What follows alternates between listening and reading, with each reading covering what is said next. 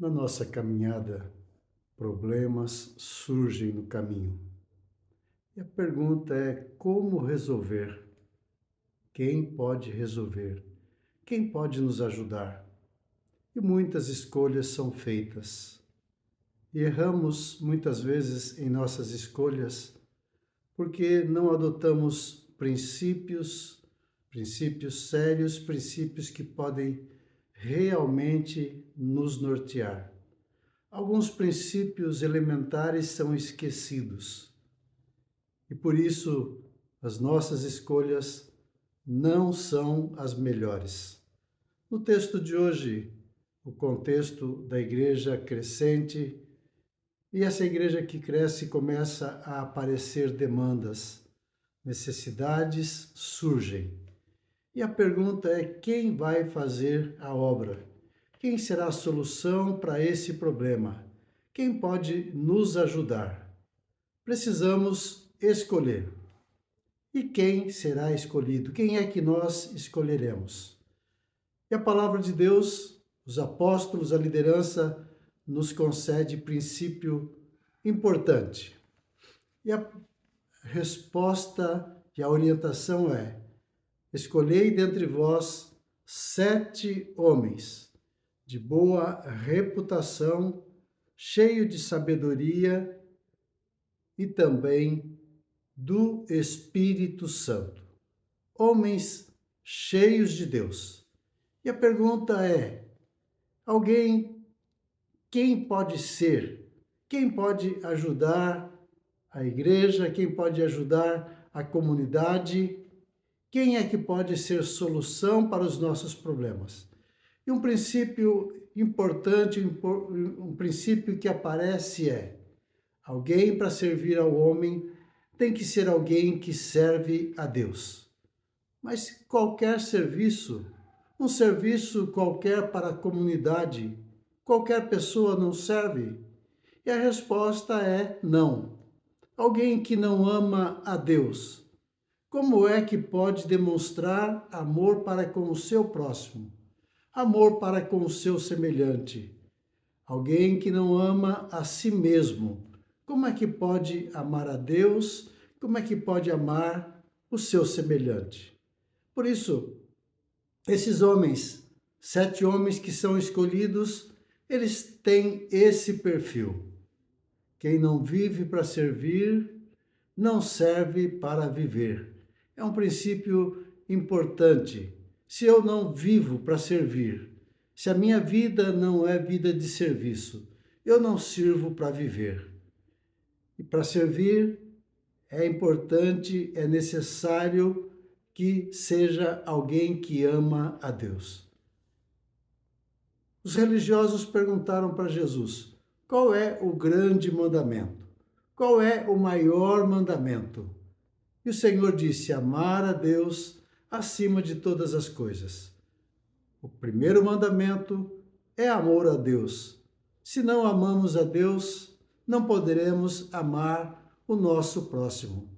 E aqui fica uma orientação: momento de escolhas, demandas, uma cidade, uma comunidade que precisa de homens e mulheres que se levantem para fazer a diferença. Qualquer um serve? A resposta é não. É necessário que seja homens tementes a Deus, homens cheios de sabedoria e cheios do Espírito Santo, homens de boa reputação, não qualquer um, mas que tenha uma boa reputação, aí que seja cheio de Deus, que seja cheio do Espírito Santo. E na continuação do texto, os 7 escolhidos, um começa a se destacar. Por quê? Porque está servindo a comunidade e é alguém cheio de Deus, é alguém de boa reputação e alguém cheio de sabedoria.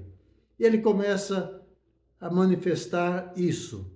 Capítulo 6 de Atos, a partir do verso 8, diz: Estevão, cheio de graça e poder, fazia prodígios e grandes sinais entre o povo. Levantaram-se, porém, alguns dos que eram da sinagoga chamada dos libertos, dos sirineus, dos alexandrinos e dos da Cilícia e Ásia, e discutiam com Estevão, e não podiam resistir à sabedoria e ao espírito pelo qual ele falava. Então subornaram homens que dissessem: temos ouvido este homem proferir blasfêmia contra Moisés e contra Deus. Sublevaram o povo, os anciãos e os escribas, e investindo-o, arrebataram, levando-o ao sinédrio. Apresentaram testemunhas falsas que depuseram: este homem não cessa de falar contra o lugar santo e contra a lei, porque o temos ouvido dizer: esse Jesus, o Nazareno, destruirá esse lugar e mudará os costumes que Moisés nos deu. E todos os que estavam assentados no sinédrio, fitando os olhos em Estevão, viram o seu rosto como o rosto de um anjo. Homem cheio de graça, homem cheio do poder de Deus e que está fazendo prodígios e grandes sinais entre o povo. Estão fazendo um serviço, um trabalho relevante e não o fazem na sua própria força, mas o fazem na força do Espírito, porque eles são cheios de Deus, eles são cheios do Espírito Santo. E os sinais, os prodígios, os grandes sinais, as maravilhas começam a acontecer. O povo é abençoado, porque é alguém que representa Deus, alguém que fala em nome do Senhor, vem da parte de Deus e traz a sua mensagem. Mas é alguém também que tem contato com a necessidade do seu semelhante, conhece a vida do seu semelhante, tem compaixão no seu coração e o leva até Deus. Representa o homem diante de Deus. Pode interceder pelo homem, pode clamar pelo homem, porque é alguém que ama a Deus. Não é qualquer um. Não é qualquer um que pode nos representar. Não é qualquer um que pode representar e pode falar em nome de Deus.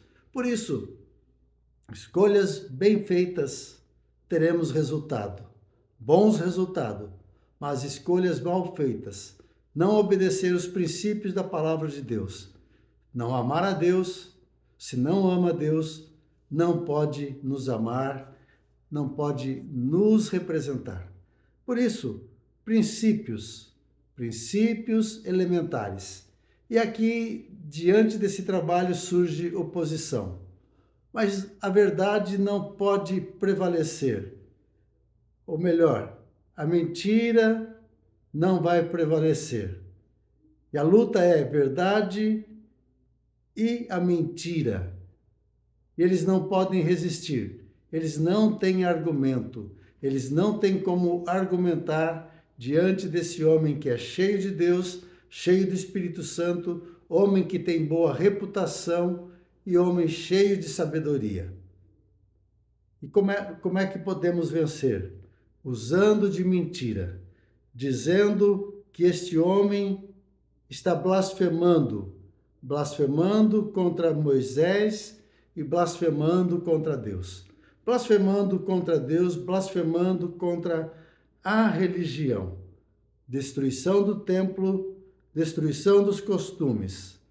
E esses homens são obrigados a mentir, porque com a verdade eles não podem lutar.